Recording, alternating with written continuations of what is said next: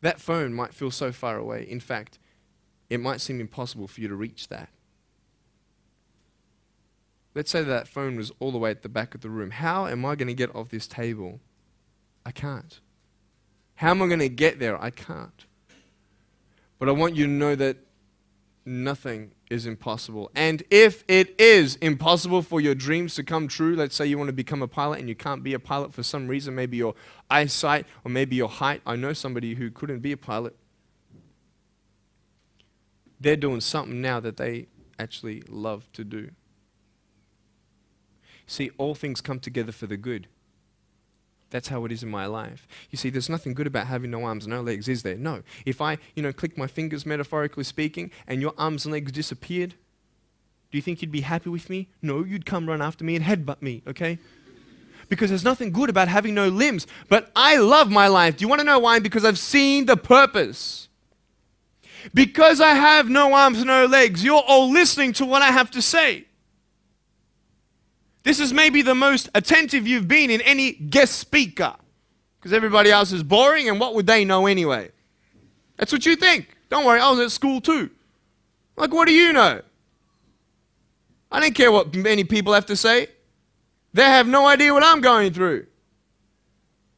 What pain do they know? But you see me and you see what sort of pain I could go through and what I've gone through. And all of a sudden now, I'm seeing all of you, and maybe for the first time, you're believing these words out of my mouth saying, I love you. And you don't even know me, but you actually believe that I do love you. You see, it's an unconditional love. You don't have to do anything for me to love you. I just love you. Why? I don't know, because I just love you. Why? It's love. It's unconditional love. Not only is it about you and your life, but what about the people around you? If you think that you have no purpose, Nick, I don't know what I want to do. I wish I could do this, but I don't think this is going to happen in my life. Let me tell you this. So many people came up to me and said, Nick, I don't have a purpose. I don't know what to do in my life. Let me ask you one thing. If you went through your life full of pain, full of tears, and at the end of your life, you actually saved somebody's life, is your life worth living? Is the pain worth someone's life? If you could actually save somebody? Can you imagine?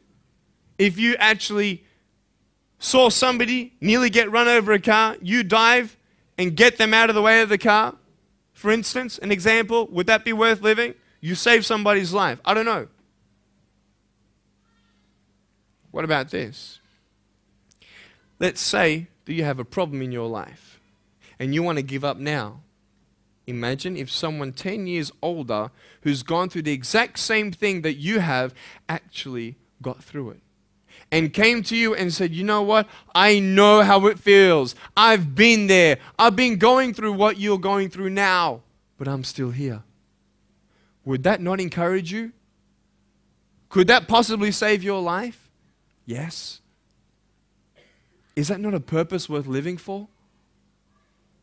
And that's why I believe in you, because that is the greatest purpose. It's to love. Honest. It sounds corny, whatever you want to say. I don't care. I love people because there is freedom and power in loving people. You have a choice every day you come to school to either tease somebody, gossip about somebody, or you can go up to them and encourage them. You can go up to somebody and say, hey, you're looking good today.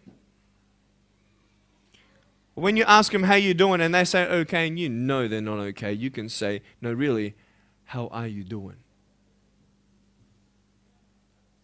You could save somebody's life. Oh, really, Nick? No, I don't think so. Check this out. I was 6 years old, grade 1. 12 people teased me. I counted them all on my fingers. 12 people teased me. And at the end of the day, 10 to 3 in the afternoon, I said, I can't do this. If one more person teases me today, that's it. I'm going to give up. And I'm driving in my wheelchair, my BMW 7 Series to my parents, right? And there is this one girl who yells out, hey, Nick! And I'm thinking, great, here it is. She comes to me and she says, Nick, I just want you to know that you're looking good today. And I'm like, oh. The power of encouragement. You can save a person's life.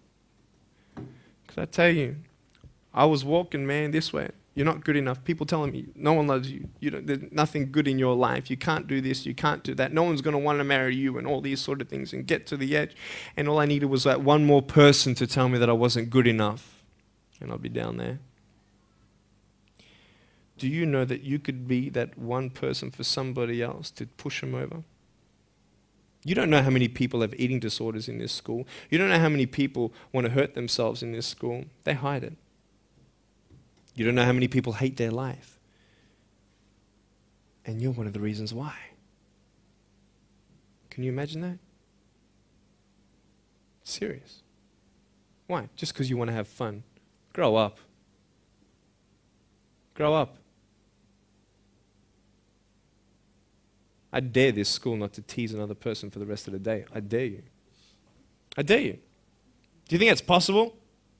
People will say, well, I won't do it, but everybody else will. Be the change you want to see. And you be that person and turn them around. This school should have every person having a friend. You see somebody having no friends, why don't you go up to that person and be their friend?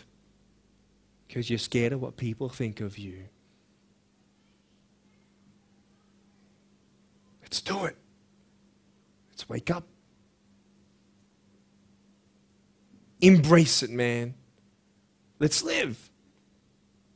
I love my life. Nothing stopped me. Am I happy all the time? No. No, I'm not happy all the time.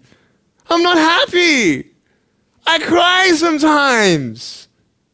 Not because of no arms, no legs. This is easy. I'm talking about the things in life that other things, man, I'm like stressed about and anxious about it. The person that I love, they're hurting and I can't do anything about that. That's what kills me. We're all going through something. We're all trying to find that something, that happiness. You can find it.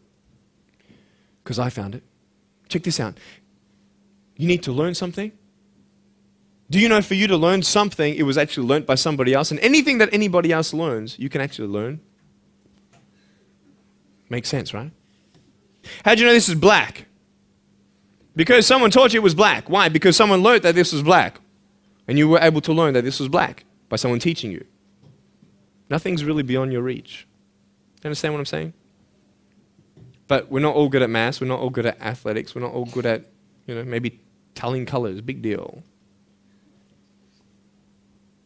Find what you love to do. I love loving people, man. I love encouraging people. It's the greatest thing. The greatest business in the world, saving people's lives. Love it. But we're not all going to be speakers. We're not all going to be doing something. That'd be crazy. What do you want to do in your life? Is there something more to your life? Because I found something more to my life, and I believe it's God, and you're on your own journey. It's fine. I love you guys so much. I love you very much.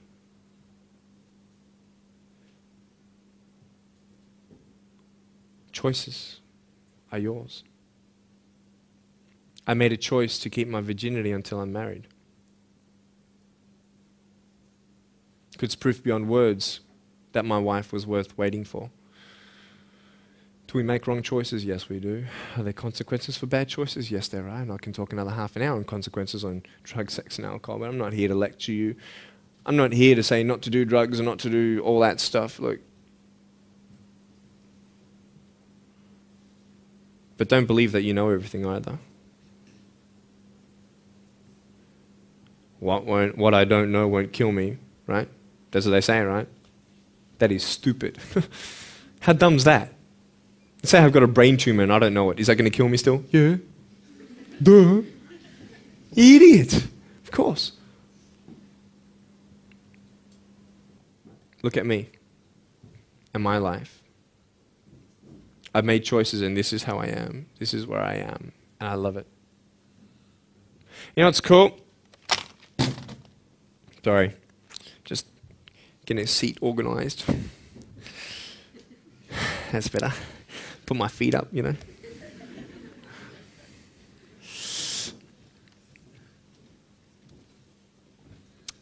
I want to talk about my wife. I'm not married. I don't know who my wife is yet, right? It's okay. I know she's coming. It's fine. She's coming. Just because you have no boyfriend, girls, it doesn't mean you're not beautiful and that you're not loved. You don't need a boyfriend. You don't need to use your body as security to make you feel that someone needs you.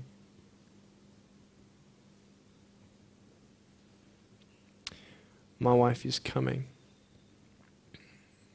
And I may not have hands to hold my wife's hand, but I don't need hands to hold her heart. And that's all I want to hold. I'll tell you, a real man would wait. A real man would not put your life in danger if you're not 100% sure that you're going to be together for the rest of your life. That's why I haven't had sex, because I don't know who I'm going to marry yet. Why sleep around with everybody else? It's so silly. Why? Just for temporary pleasure? No, man. It's beautiful to know I've only shared that with my girl, and I'm her guy. I love that. We're going to have children together, I know that. And how am I going to hug my children when they're crying? I used to get depressed over that. What kind of a father am I going to be? Check this out. There was a girl, she's so cute, man, you know, one of my friend's daughters, and she was, 2.5 years old. She had this pink flowery hat on, pink shoes on. She was about my height as well. And she came and she was hugging everybody goodbye at this family function, and she comes to me, and I'm sitting on the floor, and she's just looking at me, and I'm like, cool. She's just staring at me. I'm like, okay, what can a 2.5-year-old honestly be thinking about? Like, this is so weird. And she was looking at me for about 25 seconds, and then she realizes something. Like this little light, bing, came to it. And she realized that I had no hands to hug, so when she came up to me to hug me, she put her hands behind her back. And she hugged me with her neck. I know. Isn't that more beautiful? It's so beautiful.